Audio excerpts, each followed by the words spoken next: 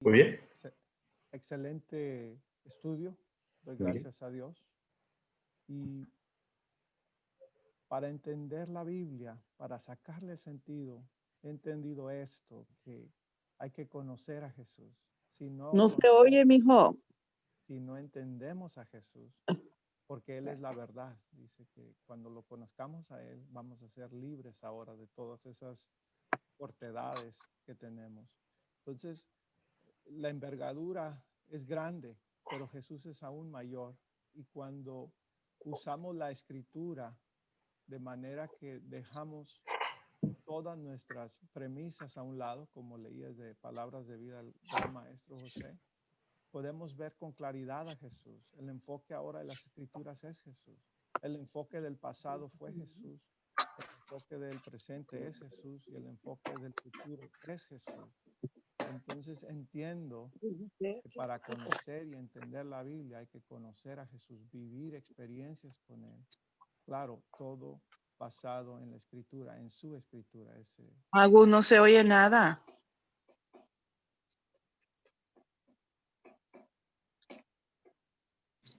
Yo quiero mencionar también que esto es importante, serio. No es una cosa que podemos dejar para después. Tenemos que ver los costos ya en el pasado. Vemos el costo que tuvo Job. Job tuvo un costo alto por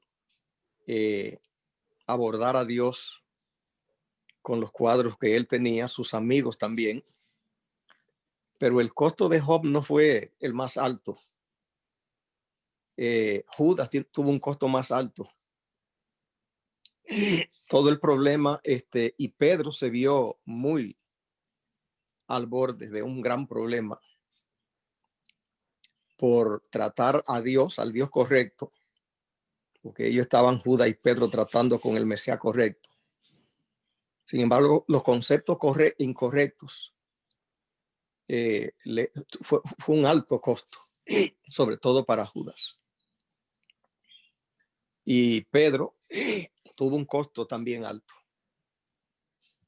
Pablo tuvo un costo alto. Pablo pasó mucho tiempo haciendo daño a Dios y después pasó casi 3 años en Arabia y después entonces consiguió el camino correcto. Entonces ya tenemos suficientes razones para creer que esto requiere atención. Lo que quería decir. Gracias, pastor. Gracias, pastor. Quería mencionar que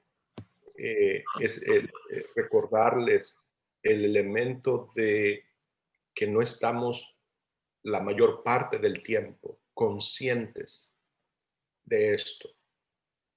Que creo que abro la Biblia y me pongo a leerla y que no estoy usando ningún método de interpretación.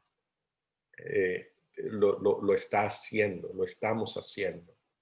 Todo el bagaje que traemos con nosotros filtra, es automático. Leemos y estamos en el mismo instante interpretando. Y tenemos que sacar eso de ser un proceso inconsciente a algo deliberado, de decidir. Lo que estoy diciendo es que ese bagaje proviene de una fuente que no tiene buenas intenciones, que su propósito es engañar, ofuscar, cerrar las puertas para que la verdad no tenga acceso. Es importante, número uno, que estemos conscientes de esto. Número dos, que el método correcto está disponible, está allí, está a la mano,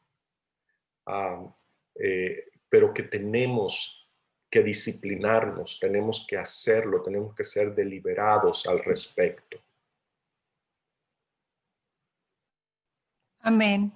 Quería hacer un comentario, un testimonio personal sobre esto. Disculpe, doctor, ¿ya había terminado? Sí, sí. Ok. Sobre esta situación de la que estamos hablando.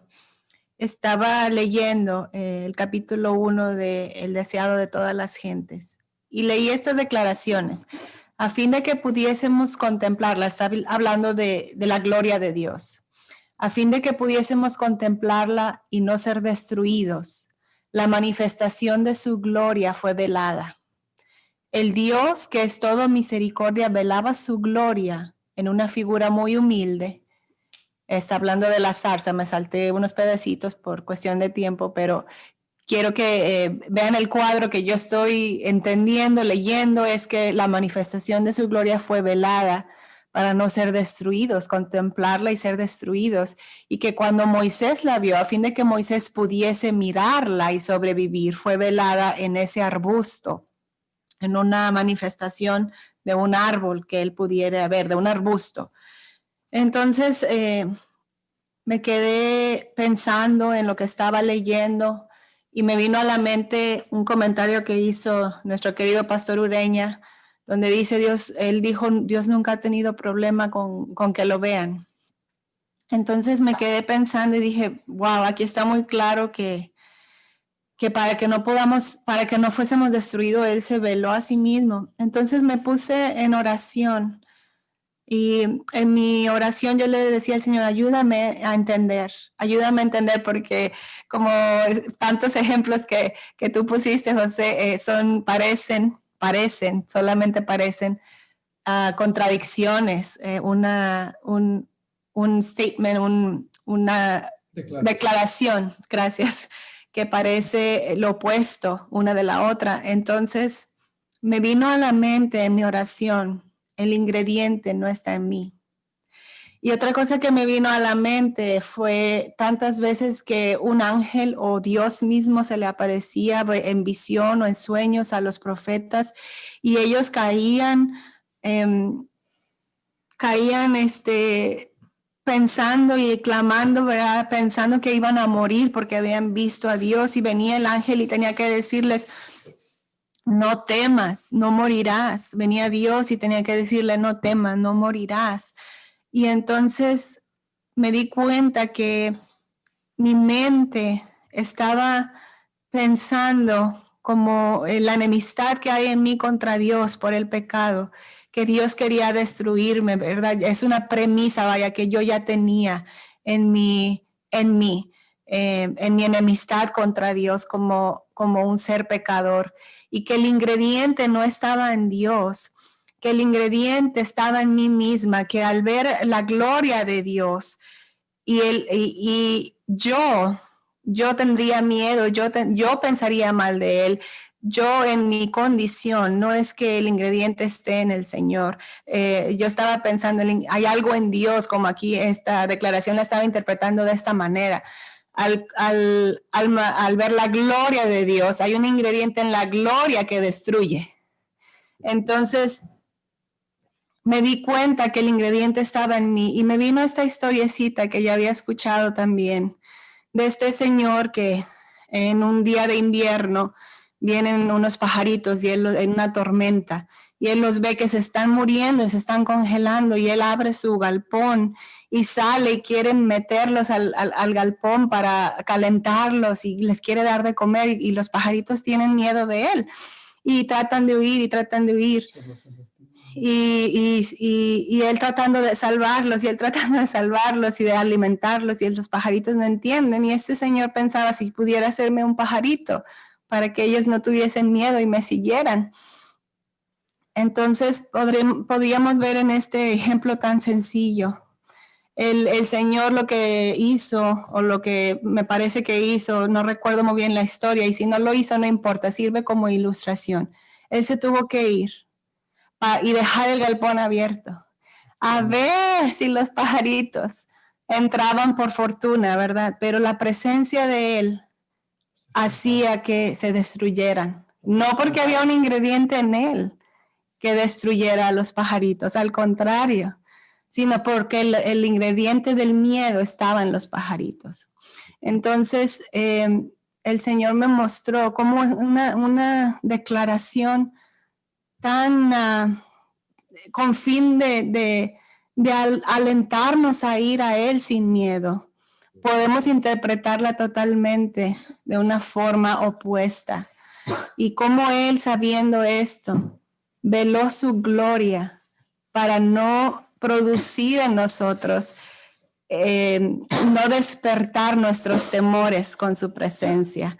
Eso es lo que quiere decir esta declaración y lo platico, ¿verdad?, como un testimonio, porque aquí está la palabra destrucción y aquí está la palabra gloria en una sola frase, y cómo ese ingrediente que hay en nosotros automáticamente nos lleva a pensar que la culpa o el ingrediente destructor está en el Señor, y que Él siga guiándonos a cada uno de nosotros a su palabra y a conocer la gloria de su amor y de su bondad, y que cada uno de nosotros podamos estar ante su presencia como Él desea y contemplar la belleza de su gloria sin temor. Amén. Gracias, Lili. Bueno, creo que se ha terminado el tiempo, ¿no? Disculpen que tomé el último comentario, pero tenemos que continuar. Muchas gracias, doctor, por este tema tan vital, tan importante. Como decía el pastor Ureña, el costo puede ser muy grande de malentender a Dios. Que Él abra nuestros ojos, que quite ese velo que hay entre Él y nosotros, y podamos disfrutar de su salvación y de su salud. Muchas gracias, doctor. Vamos a continuar con nuestro programa. Entonces, en esta mañana, permíteme un segundo.